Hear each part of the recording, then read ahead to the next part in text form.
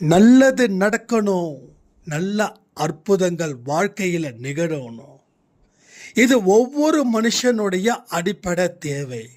அதற்கு செய்ய வேண்டிய வழிமுறைகள் கடவுள் கொடுக்கக்கூடிய முக்கியமான உத்தரவு. உங்கள் வாழ்க்கையில் இனி பயணம் ஆரம்பிக்க வேண்டியதா முடிக்க வேண்டியதான்னு எத்தனையோ பேருக்கு ஒரு சந்தேகம் இருந்துக்கிட்டே இருக்குது. ஆனால் எந்த பயணத்தையும் முடிக்காதீங்க. இந்த பயணத்தை ஆரம்பிக்கணும். இன்னையில் இருந்து ஒரு முக்கியமான பயணம் இந்த பதிவின் மூலமாக தொடங்கப்படுகின்றது. நேற்று இரவு கொடுத்த அன்னையர் தினத்தில் ஒரு சாய்ராம் அந்த பதிவை கேட்கும்போது அவங்களுடைய அம்மாவுடைய சத்தத்தை 100% கேட்டதாக சொன்னதுக்கு சாய்பாவுக்கு நன்றிகளை சொல்லி இந்த பதிவை நீங்கள் கேட்கணுன்னு நான் விருப்பப்படுறேன்.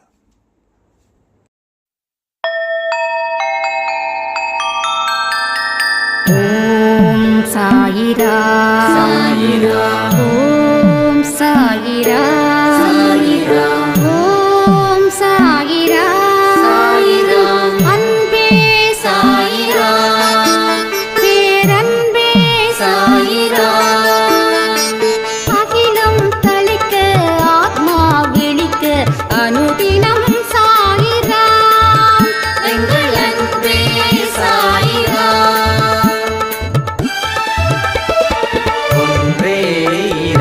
ஒன்றே பூமிக்கென்றும் சாயிரா, சரணம் சாயிரா, நன்றே செய்து வாழ்வோம், நாம் ஒன்றே செய்து வாழ்வோம், அன்பே சாயிரா.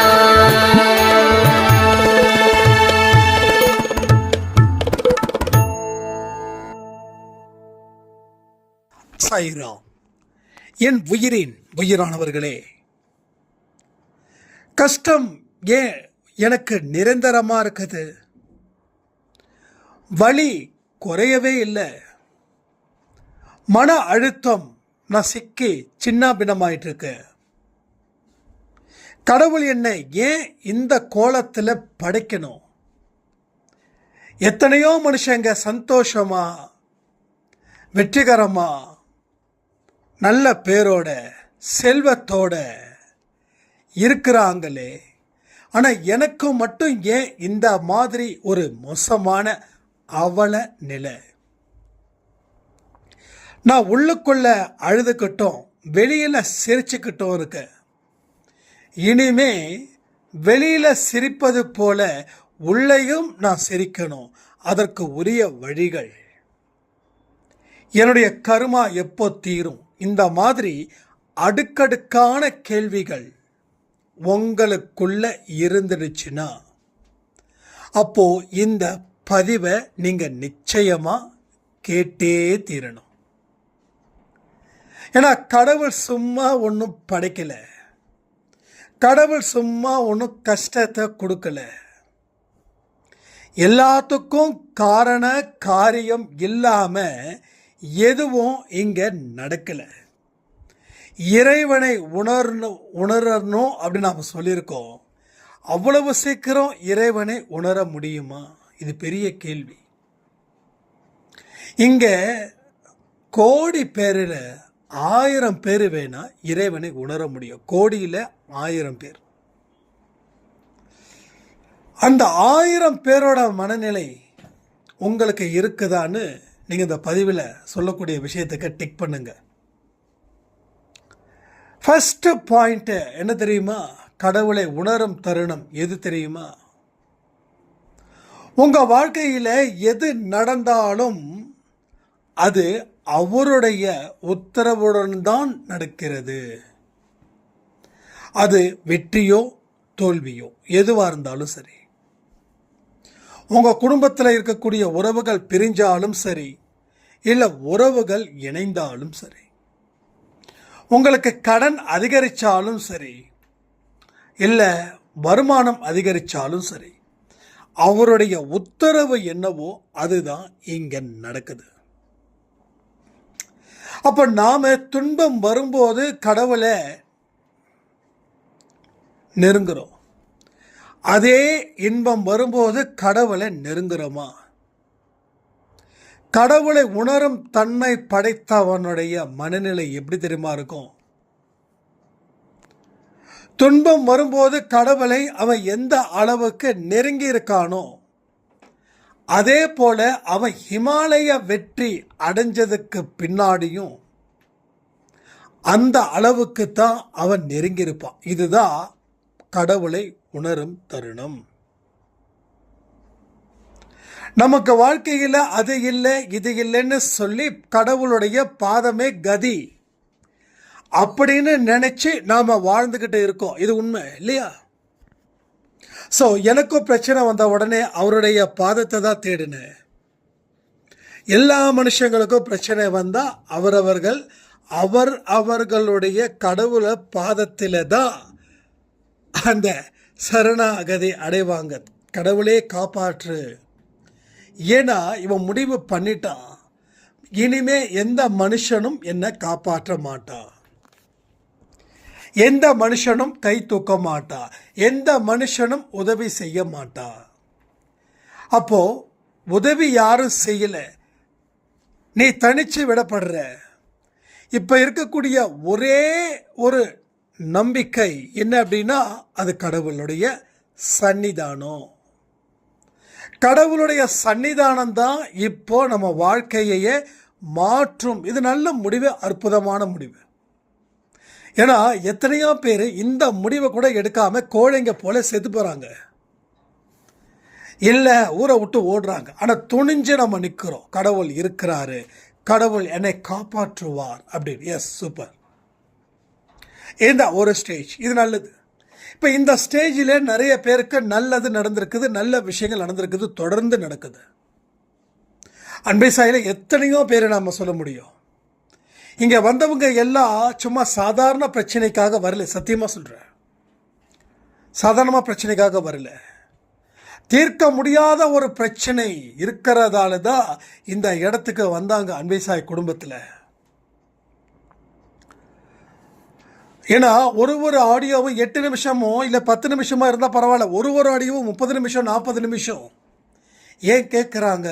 கடவுள் ஏதாவது ஒரு வார்த்தையில் எனக்கு வழிகாட்ட மாட்டாரான்னு சொல்லி தானே. அப்போ அவ்வளவு ப்ரெஷர், அவ்வளவு நெருக்கடி வந்தது. உண்மைதான் இல்லையா? வந்தது.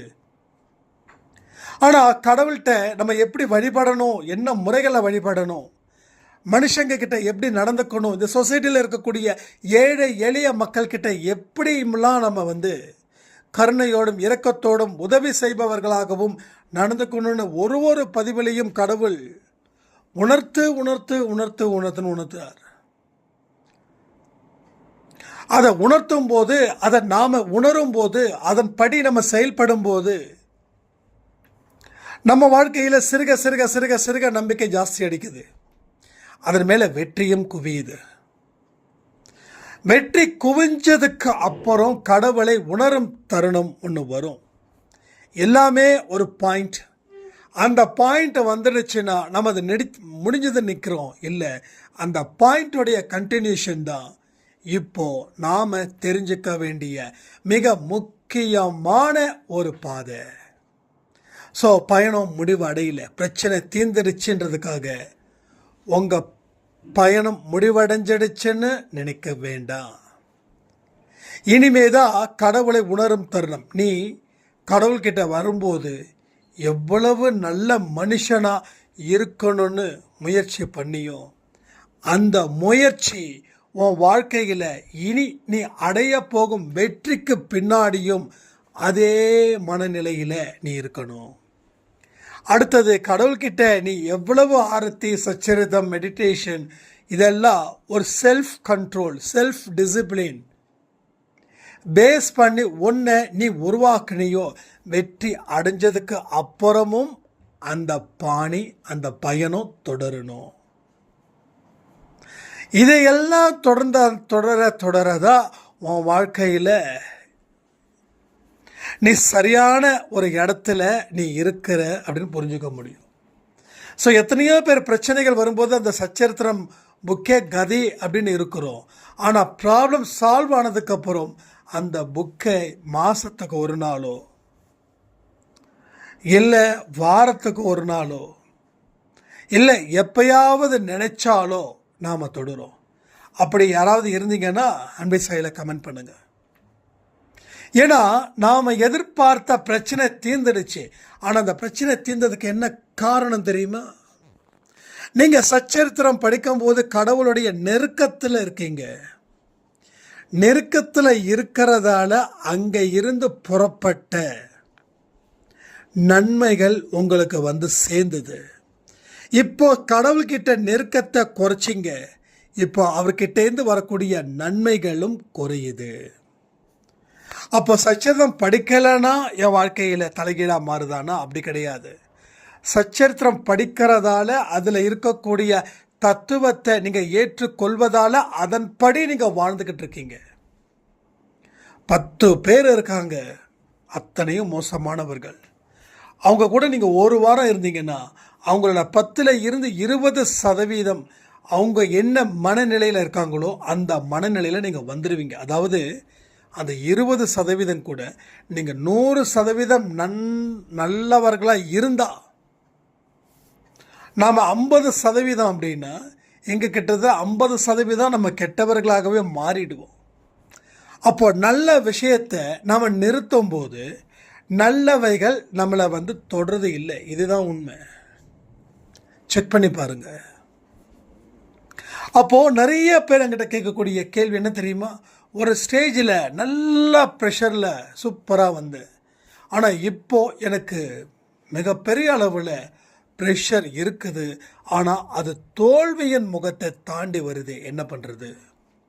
ஏன் கடவுள் என்னை கைவிட்டார்? அப்போது அவங்ககிட்ட கேள்விகளை கேட்கும்போது அவங்க சொல்லக்கூடிய பதில் சச்சரித்தம் இல்லை, ஆரத்தி இல்லை, மெடிடேஷன் இல்லை, அன்பே சாய் இல்லை, வேறு ஏதாவது நல்ல விஷயங்களை செஞ்சிட்டு இருந்தீங்களே அது, ஆமாங்க வாக்கிங் போகிறதில்ல, ஆமாங்க சாப்பாடு கரெக்டாக கண்ட்ரோலில் இல்லை, ஆமாங்க கண்ட நேரத்தில் நான் வந்து தூங்குறேன், கண்டதை சாப்பிட்றேன். அப்போது வெற்றி அடையும் போது செல்ஃப் டிசிப்ளின், செல்ஃப் கண்ட்ரோல் இருந்தது. ஆனால் அந்த வெற்றி பெற்ற உடனே there is no self control, there is no self discipline. அப்போ என்ன ஆகும்? உன்னோட வாழ்க்கை ஒரு ஃபெயிலியரை நோக்கி ஜெட்டு வேகத்தில் இறங்கும். ராக்கெட் ஏறவும் செய்யுது, ஏறுற ராக்கெட் இறங்காதான் என்ன? இறங்கும்ல. இப்போ இறங்கவும் வரும். மேலே போகிறது கீழே வந்து தான் ஆகணும். இப்போ மேலே போகிற வெற்றி, அதே வெற்றி கீழேயும் கிடைக்கணும்னு நினச்சி நம்ம செயல்படணும். இல்லைன்னா ரொம்ப ரொம்ப ரொம்ப ரொம்ப கஷ்டம். அப்போது நீ அடைஞ்ச வெற்றி நிரந்தரம் இல்லை. உன்னுடைய செயல் மூலமாக நீ வெற்றி அடைஞ்ச. இப்போ நல்ல செயல்களை நீ நிறுத்தின, அதனால் தோல்வியின் பிம்பமாக நீ மாறி நிற்கிற. இதை எத்தனை பேர் அக்செப்ட் பண்ணுறீங்கன்னு எனக்கு கமெண்ட் பாக்ஸில் போஸ்ட் பண்ணுங்க. ஸோ எல்லா விஷயத்தையும் நாம் செஞ்சுக்கிட்டே இருக்கணும். எந்த ஒரு நல்லதையும் 10% கூட நிறுத்தக்கூடாது. புரிஞ்சுக்கோங்க. நீங்கள் 100 விஷயங்கள் ஒவ்வொரு நாளும் நல்லதை செய்கிறீங்கன்னா அடுத்த நாள் 90 செஞ்சால் போதும் அப்படின்னு நினைக்காதீங்க. அதனால் வாழ்க்கை வந்து கீழே இறங்க போகிறது இல்லை. ஆனால் இந்த 90 நிறுத்துறோமே, அடுத்த நாள் எவ்வளோ திரும்ப நிறுத்துவோம்? 70 நிறுத்துவோம். 10 குறையுன்னு பார்த்தா 10 குறையாது, 20 குறையும். வேகம் அதிகரிக்கிறதோட இறங்கும்போது இன்னும் ஜாஸ்தி குறையும். அப்போ 70 விஷயங்களை நாம் அன்றைக்கு செஞ்சோம். அடுத்த நாள் எவ்வளோ திரும்ப செய்வோம்? 40 செய்வோம். அடுத்த நாள் எவ்வளோ திரும்ப? 10 செய்வோம். அடுத்த நாள் என்ன திரும்ப? ஒன்றுமே செய்ய மாட்டோம். ஒன்றுமே செய்யாமல் 10 நாட்கள் ஓடும். 11ஆவது நாட்களில் மறுபடியும் பிரச்சனைகள் வீட்டுக்கு முன்னாடி வந்து நிற்கும். துரத்தி விட்டுட்டோமேன்னு நினச்சதை மறுபடியும் வீட்டுக்குள்ளே உங்களுக்கே தெரியாமல் உள்ளே பூந்துடும். உள்ளே பூந்துட்டா முடிஞ்சது தான், கதம் தான். அப்போ என்ன நடக்குது? நீ 100க்கு 100 செஞ்ச, நல்லா இருந்த, 70 90 வந்த, அப்போயாவது நேற்று 90 தான் செஞ்சோம், இன்றைக்கி நம்ம 100 செஞ்சிடணும் அப்படின்னு நீ தீர்மானமாக இருந்திருந்தனா நீ கீழே இறங்கியிருக்க மாட்டேன். ஆனால் நீ என்ன பண்ண? பரவாயில்ல, இன்றைக்கி 90 தானே செஞ்சோம், பரவாயில்லன்னு ஒன்றை நீயே தட்டி கொடுத்துக்கிட்ட. இப்போ 80 வரும்போது தட்டி கொடுத்துட்ட, 70 வரும்போது தட்டி கொடுத்துட்ட. கொஞ்சம் கொஞ்சமாக தேயுது. நிலா, வளர்ப்பிறை நிலா வளரும்னு நினச்சோம். ஆனால் தேய்ப்பிறையில் வளரும்னு நினச்சா என்ன ஆகும்? ஒரு நாள் காணாமல் போயிடும். அப்படி தான் நம்ம வாழ்க்கையில் நம்மளுடைய பலன்கள் ஒரு நாள் இல்லை ஒரு நாள் அது காணாமல் போகுது, மாயமாக மறையுது. யாரும் திருடலை, யாரும் அபகரிக்கலை, யாரும் எந்த விதமான பழியும் போடலை. அது தானாக மறைந்தது, மறைக்கப்பட்டது. இப்போ மறைக்கப்பட்டது மீண்டும் வர வேண்டும் என்றால் மீண்டும் பழைய வாழ்க்கையில் நம்ம எந்த மாதிரியான விஷயத்தை ஆரம்பித்தோமோ அங்கே இருந்து. ஸோ இப்போது நீங்கள் 0ல் இருந்து தொடங்குங்க. ஏற்கனவே 0ல் இருந்து தொடங்கி 100 இடத்துக்கு போனீங்க. இப்போது உங்களுடைய ரியாலிட்டி என்ன அப்படின்னா, ரியாலிட்டி என்னென்னா யூ ஆர் இன் 0. அப்போது யூ ஆர் இன் 0 அப்படின்னா நீ 0ல் இருக்கிறன்னு அர்த்தம். அப்போது உன்னுடைய டார்கெட் 100.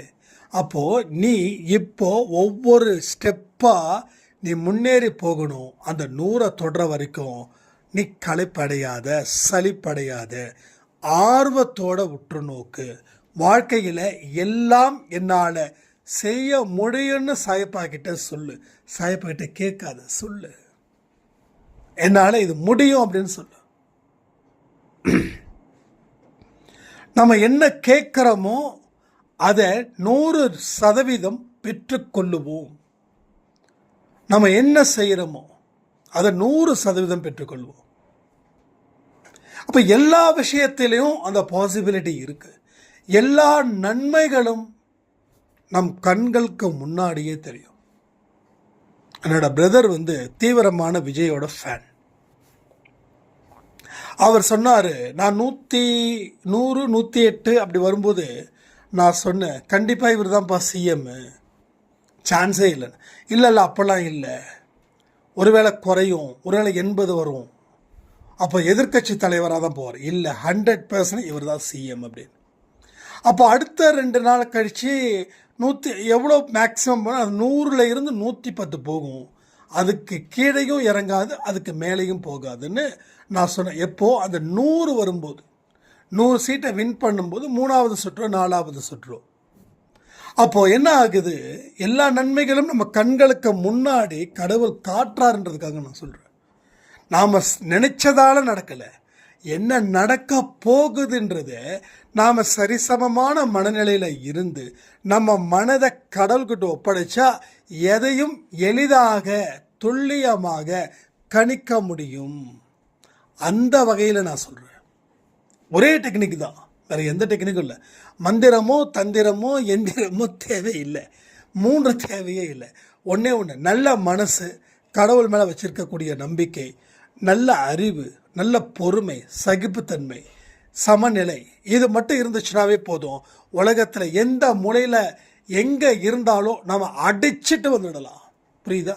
ஆனால் அடிச்சுட்டு வந்ததுக்கப்புறம் அடுத்தவனை எகத்தாளமாக பார்க்கறது, ஆணவத்தோடு பார்க்கறது, அகங்காரத்தோடு பார்க்கறது கூடாது.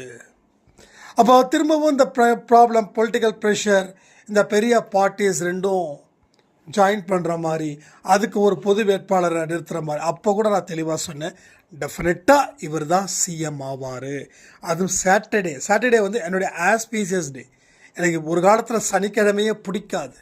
ஆனால் என்னோடய வாழ்க்கையில் அதுக்காக நான் மூட நம்பிக்கை பேஸ் பண்ணின்னு சொல்ல வரல.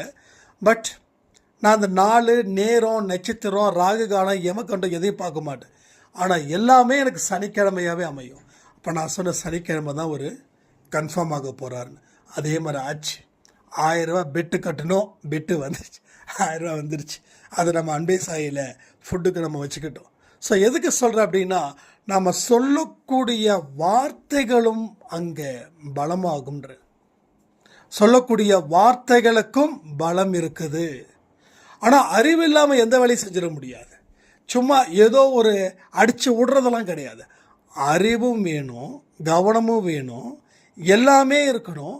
ஆனால் இவங்களுக்கு அவங்களுக்குன்ற மாதிரி இருக்கக்கூடாது. யார் வந்தாலும் சரி, அவர் என் முதல்வர், யார் இருக்கட்டும், திருமாவளவன் அவர்கள் வந்தாலும் yes is my chief minister, is a CM.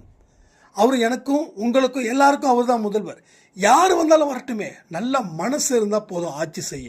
அந்த லாஜிக்கில் நம்மளை கொண்டு வந்துட்டோன்னா நம்ம வாழ்க்கையில் மிகப்பெரிய ஒரு வெளிச்சம் நமக்கு வரும். அப்போ நாமே தட்டி கொடுக்கலாம்ப்பா, எதுக்கும் நாம் இங்கேயும் நிற்கலை அங்கேயும் நிற்கலை அப்படின்னு.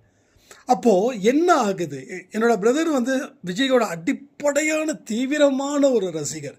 அப்போது அவருக்கு எங்கே வராமல் போயிடுவாரோன்னு பயம். ஆனால் எனக்கு சரிசமமாக எல்லாரையும் நேசிக்கிறதால அந்த பயமோ அந்த பதட்டமோ அந்த படபடப்போ எதுவுமே இல்லை. ஈவன் என்னுடைய வேலையில் செய்யும் போதும் சரி, நான் வேகமாக செய்வேன், ஆனால் பதட்டமாக செய்ய மாட்டேன். வேகமாக செய்கிறதுன்றது வேறு, பதட்டமாக செய்கிறதுன்றது வேறு. எல்லாத்துலேயும் அந்த ஸ்டைல் அது எனக்கு ரொம்ப பிடிக்கும். நம்ம ஒரு யூனிக், அது பிறந்ததில் இருந்தே வந்தது, அதை மாற்ற முடியாது, அதை மாற்றணுன்ற அவசியமும் இல்லை. அப்போ எல்லா விஷயங்களும் நமக்குள்ளே இருக்குது. நமக்கு என்ன வருதோ அதை நம்ம செஞ்சிட்டா வாழ்க்கையில் ஜெயிச்சிடலாம். எல்லாமே எனக்கு வரணும், நான் எல்லா இடத்துலையும் சக்கலக்கலா வல்லவனாக இருக்கணும் நினச்சிடாது. என்ன வருதோ அதை கவனத்தோட, அதை முழு முயற்சியோட, அதை கடவுளுக்கு செய்யக்கூடிய ஒரு பிரார்த்தனை போல நீங்கள் செய்தாலே போதும். உங்கள் வாழ்க்கையில் மிகப்பெரிய நம்பிக்கையும் மிகப்பெரிய ஒரு வெற்றியும் நிச்சயமாக கிடைக்கும்னு சொல்லி நேற்று இரவு ஒரு அன்னையர் தினத்தை பற்றி நம்ம பதிவு சொல்லியிருந்தோம். அதில் வந்து ஒரு சாய்ராம் வந்து நெகிழ்ச்சியான ஒரு விஷயம். எங்கள் அம்மா இறந்து போய் 12 வருஷம் ஆகுது. அந்த அன்னையர் தினத்தில் நீங்கள் அந்த பதிவை கேட்கும்போது என்னுடைய அம்மாவுடைய சத்தத்தை நான் உணர்ந்தேன். அந்த பதிவு முழுக்க என்ன, உங்கள் சவுண்டே இல்லை, உங்கள் வாய்ஸே இல்லை, முழுக்க முழுக்க முழுக்க முழுக்க என்னுடைய அம்மாவுடைய வாய்ஸ். எனக்கு மிகப்பெரிய ஒரு அற்புதத்தை சாய்ப்பா நிகழ்த்தி வச்சுருக்காங்க. என்னுடைய அம்மா என்கிட்ட பேசுனாங்க அந்த பதிவின் மூலமாக. ஆனால் மறுபடியும் அந்த பதிவை கேட்டேன், உங்கள் வாய்ஸ் வந்துடுச்சு. ஆனால் என்னுடைய அம்மாவுடைய வாய்ஸை அந்த பதிவில் கேட்கும்போது அவ்வளவு சந்தோஷம். என்னால் அதை நினச்சி கூட பார்க்க முடியல. ஒரு ஏதோ பெருசாக சாதிச்சிட்டது போல ஒரு ஃபீல் ஆச்சு அப்படின்னாங்க. ஸோ சாய்ப்பாவுக்கு நான் பெரிய பெரிய நன்றிகளை தெரிவிச்சுக்கிறேன். ஏன்னா என்னெல்லாம் அவர் கொண்டு வந்து நிறுத்தி அவர் சொல்ல வேண்டியதை என்னுடைய குரல் மூலமாக சொல்லி, அதெல்லாம் யோசிக்கிறதுக்கே நம்ம அந்த அளவுக்கு தகுதியானவனா அப்படின்னு நினைக்கும் போது அந்த தகுதியை வளர்த்துக்க என்னென்ன வழிகளெல்லாம் பாடுபடணுமோ அத்தனை வழிகளையும் பாடுபடணும் அப்படின்னு. என் ஃப்ரெண்டு கூட வந்து ரீசெண்டாக வந்து மீட் பண்ணோம். ஃப்ரெண்டுனா அஃபிஷியல் ஃப்ரெண்ட்ஸு. அது ஒரு 1 வீக் இருக்கும். அப்போ வந்து அவர் சில விஷயங்கள் சொல்கிறாரு, நான் சில விஷயங்கள் சொல்கிறேன். அப்போ சொல்கிறாரு, என்னடா நீ அப்போ, அதாவது அப்போ வந்து நீ உன்னோட பேச்சே வேறு மாதிரி இருக்கும், இப்போ யாரையும் வந்து விடு, அவங்களுக்கு தெரிஞ்சதை பேசுகிறாங்க, எப்படி நீ வம்புக்குன்னு நிற்பிய, சண்டைக்குன்னு நிற்பிய, உன்னை விட ஒருத்தன் வளர்ந்துட்டான் அப்படின்னா அது என்னால் ஏற்றுக்கவே முடியாது, கண்ணா பின்னான்னு பேசுவியேன்னு. அதான் நான் சொன்னேன், ஒரே விஷயம், நம்ம எங்கே இருக்கிறோமோ, நம்மளை யார் எல்லோரும் எப்படி நினைக்கிறாங்களோ அப்படி நம்ம வாழணும்னு நமக்கே தெரியாமல் நம்ம ஆழ் மனசு அதற்கு தயார் நிலையில் இருக்கும் அப்படின்னு. அவருக்கு தெரியாது நம்ம அன்பை செயலாக வச்சுருக்கோம். யார்கிட்டையும் சொன்னதுலாம் கிடையாது. நம்ம ரிலேட்டிவ்ஸ்லேயே அதிகபட்சமாக ஒரு 5 பேருக்கு தெரியும், அவ்வளோதான். வேறு யாருக்குமே சொன்னது கிடையாது. ஈவன் நம்மளுடைய பிஸ்னஸில் இருக்கிறவங்களுக்கு கூட யாருக்குன்னு தெரியாது. சில பேர் அன்பை ஆடியோ பார்த்துட்டு நீங்களும் அன்பை செயலை இருக்கீங்களான்னுவாங்க. ஆமாங்க இருக்கிறோம், அவ்வளோதான், அதோட முடிச்சு. அவங்க தேடி கண்டுபிடிச்சோம் நீங்கள் தானா அப்படின்னா ஆமாங்கன்னு சொல்லிடுறோம். மற்றபடி எங்கேயும் வாயை திறக்கிறது இல்லை. ஏன்னா இது அவர் மூலமாக இயக்கப்படுகிறது. அப்போ நான் எப்படி சொந்தம் கொண்டாடணும் அப்படின்னு என்ன ஒரு விஷயம் சொல்ல வரேன் அப்படின்னா, நாம் என்னைக்கு நம்மளுடைய தகுதியை நம்ம உயர்த்தணும்னு நினைக்கிறோமோ அன்னைக்கு அந்த தகுதி உயரும். மற்றவங்க முன்னாடி நம்ம நிற்கணுன்றதில்லை, நமக்குள்ளே இருக்கக்கூடிய சுய கட்டுப்பாடும் சுய ஒழுக்கமும் நமக்கு இரு கண்களாக அதை நம்ம பார்க்க வேண்டும். அதை பார்க்கும்போது, அதை ஃபாலோ பண்ணும்போது நடக்க வேண்டிய அத்தனை நல்ல விஷயங்களும் நன்றாக நடக்கும்னு சொல்லி இந்த பதிவை நான் முடிக்கிறேன். ஜெய் சாய்ரா.